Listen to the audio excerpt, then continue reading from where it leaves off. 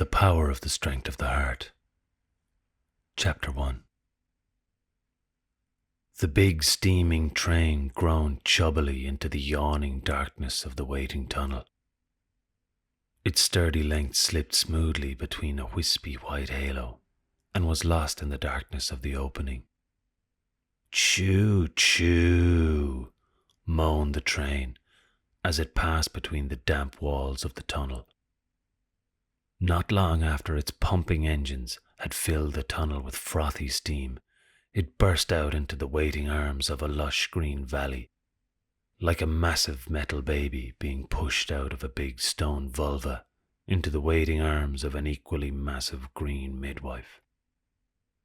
On board the train, a spoon rattled in a teacup, the teacup rattled in a hand, and the hand rattled on the shoulder of a man called Robbie Mulligan. He removed the rattling spoon from his drink and placed it gently on the table. He lifted the teacup to his lips and sucked the liquid into his mouth. "Ah, tea," he said, as the historically Asian drink slid through his throat, like a train sliding through a tunnel. It had been too long since he had had a proper cup of tea. The last time he had a good cup of tea was before he went away to war, and now this one was being enjoyed after that war. He sipped on his cup of tea and tried not to remember the war, but try as he might, he just couldn't get the damn war out of his head. The last cup of tea he had, before this excellent cup of tea, was served to him in a tin can by a corporal in the 21st Irish Brigadier Battalion. "Here's your tea, Commander Mulligan," said the spotty corporal. "I put a drop of sugar in, just the way you like, blam splush."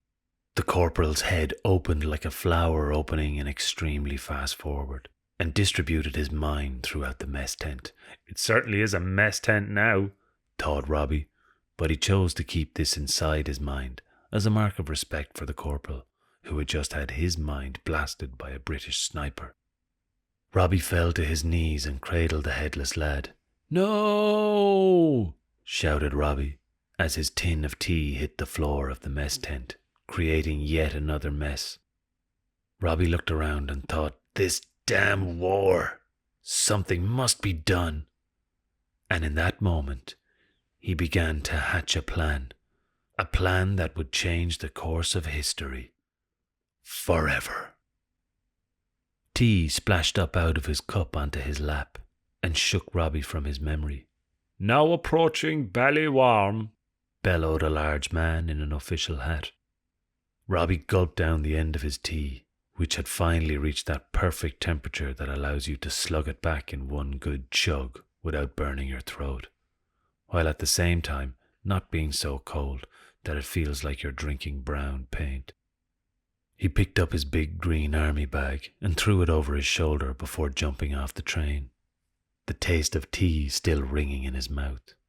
The streets of Bwarm seem strange now, like an old school acquaintance who fails to remember your name, even though you know their name is Kevin Slattery or Ian Quinn. Nevertheless, he walked them as he had done in a time before war had changed him. A cold autumnal wind darted from out upon the sea and journeyed all the way to him, messing his long auburn hair. An icy chill tickled his chin skin and sharp goose pimples began to blossom on the lower portion of his cheeks. If only I could grow a beard, thought Robbie. The village of Bwarm let itself be known through the mist. Robbie felt a nervousness awaken as the familiarness of the village unfolded before him. He was fast approaching the Cassandra lounge and hoped everything would be better when he was inside. He pushed open the door of the Cassandra lounge and went inside. A sea of familiar faces looked at him with bemused surprise. Well, if it isn't Robbie Mulligan," cheered Joe Butcher, the local baker. "Nice to see you, Joe. Got any bread for me?" "Fuck off," boomed Joe. "I see you haven't lost your sense of humour," chirped Robbie. "Fuck off," boomed Joe again. Robbie walked towards the door, receiving gentle pats on his back as he did so. This made him feel good and welcome. "How was the war?" said a man with a fawn moustache. Upon hearing the word war, Robbie immediately had a flashback of a time when the British soldiers invaded his trench at night and unleashed a brutal attack using hand weapons, bayonets, razors, katanas, and the most dangerous weapon of all, darkness.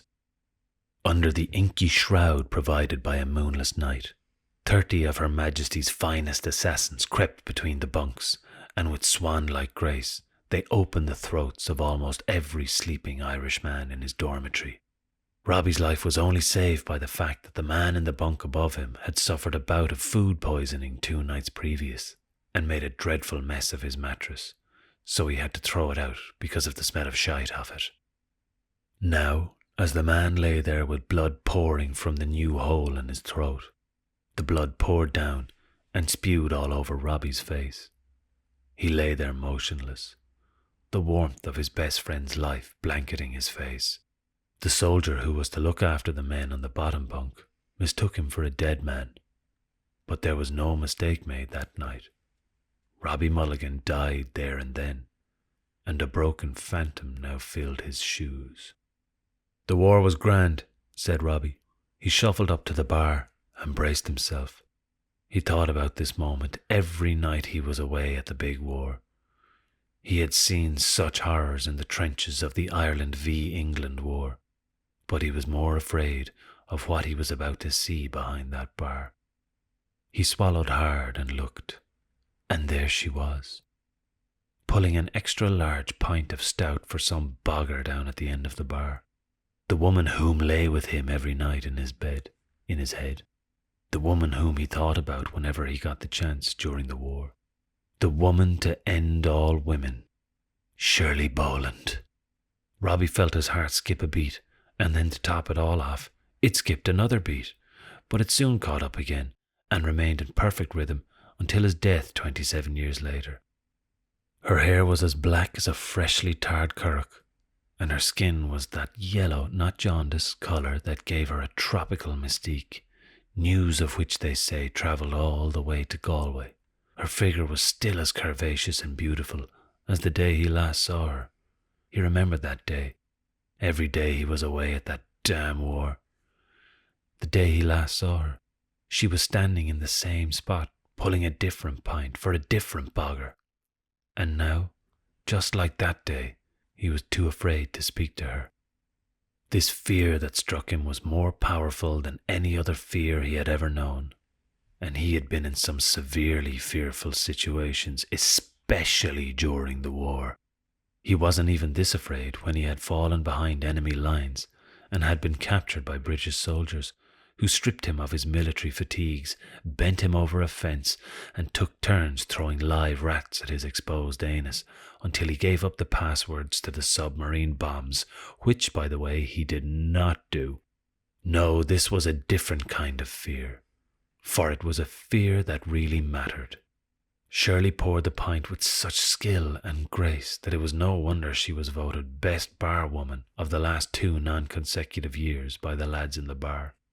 But the war had changed him, and Robbie was a new man. He took a deep breath, formed her name in his mouth, ready to call it out, when suddenly his view of her was blocked by the formidable frame of her father, Paul Boland. Paul was a fine wedge of a man, with dark features and sallow skin, and hair like a bowl of salt and pepper, and a welcoming smile. "Ah, you're the Mulligan lad, aren't you?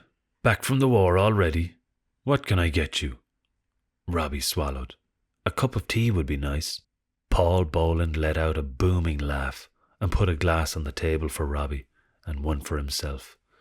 He poured them both a shot of Sambuca, and they drank it. The spicy liquid slid down his throat like a spicy train down a skin tunnel. "Gasp!"